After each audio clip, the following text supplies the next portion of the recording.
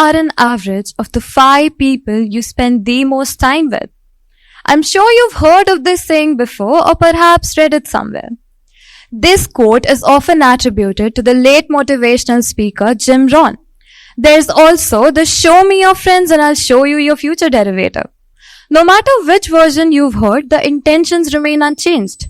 This concept implies that the people we surround ourselves with impact our thoughts, behaviors, and ultimately shape who we become.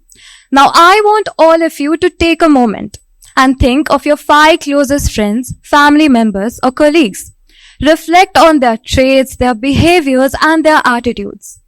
Notice how these qualities have impacted you over time. The influence that they exert on your life is undeniable, isn't it? We humans are naturally social beings. The people we surround ourselves with impact us greatly. From our aspirations to our behaviors, our inner circle shapes our lives. While all of this may sound like mere words, there's actually scientific evidence to support this concept. Studies conducted by Dr. Nicholas Christakis and James Fowler on social networks demonstrate how our social networks affect our health, happiness, and behaviors. Their studies reveal that traits and behaviors such as obesity, smoking, and even happiness can spread through social ties. Similarly, the concept of emotional contagion shows how the moods of the people around us can influence our own emotional state. So if you surround yourself with people who are generally happy, it is likely that you too will feel happy. However, if you surround yourself with people who are generally negative, it is likely that you will find yourself experiencing negative emotions too. You might be surprised to know that not only science but religion too recognizes how much our social connections affect our lives. The Bible says in Proverbs chapter 13 verse 20, "Walk with the wise and become wise, for a companion of fools suffers harm." Similarly, the Bhagavad Gita too emphasizes the importance of our company. Chapter 2 verse 62 to 63 describes how association with the certain types of people can lead to desire and anger, ultimately affecting one's judgment and actions. The Quran too warns about the regrets of having bad friends. And if you don't believe the sciences or religion, trust experience. Let me share a bit about my own inner circle.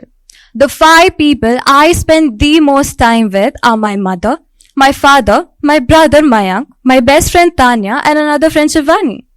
From my mother, I have learned perseverance and honesty. From my father, fairness and respect. From my brother, productivity and determination. From Tanya, generosity, and from Shivani, patience. These traits have become a part of who I am, shaping my personality and guiding my actions. Every person in my inner circle has contributed to my growth. Their influence has been instrumental in my development. Through them, I have learned invaluable lessons that continue to guide me daily. Now, this brings me to a theory that was trending on all social media platforms a few years back. Have you ever heard of the burnt toast theory? No. It is not a world-renowned theory like that of the Big Bang theory or the quantum mechanics. Instead, it's a philosophical concept that suggests what initially appears to be negative or an unfortunate event may actually lead to a positive outcome.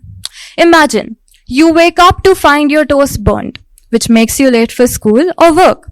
Now, this event that you perceive to be negative may have actually saved you and prevented a potentially dangerous situation, such as a car accident or other unforeseen harm had you left on time. Or perhaps the burnt toast made you late for a meeting.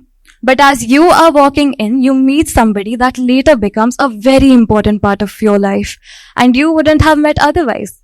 In this scenario, the burnt toast, although disappointing at first, acted as a form of protection, guiding you away from danger and towards better things. In my own life, I have lost friends and bonds which seemed painful at the time. But looking back, these burnt toasts guided me towards better connections and personal growth.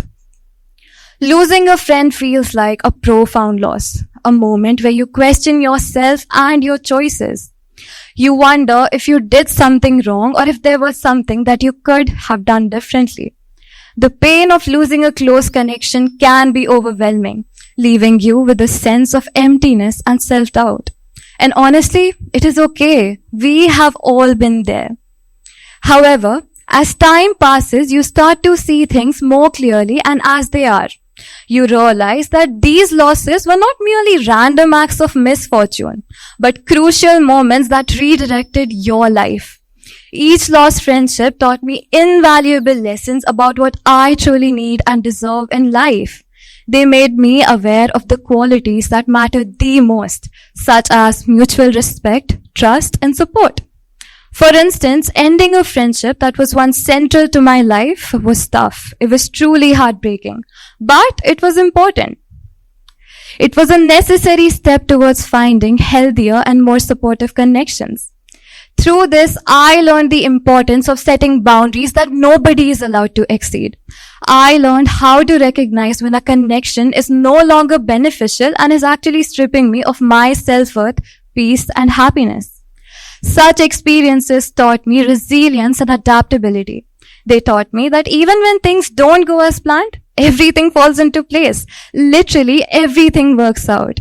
And the most important thing that this journey taught me was to let go. To let go is to be free. So consider this your sign to trust the journey.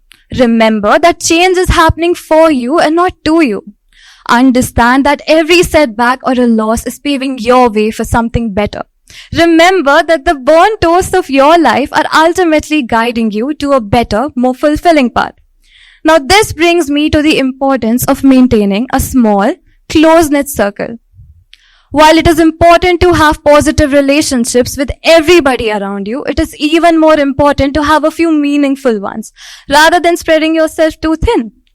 True friendships require a lot of time, efforts, and emotional investment. There's a saying that goes, a friend to all is a friend to none.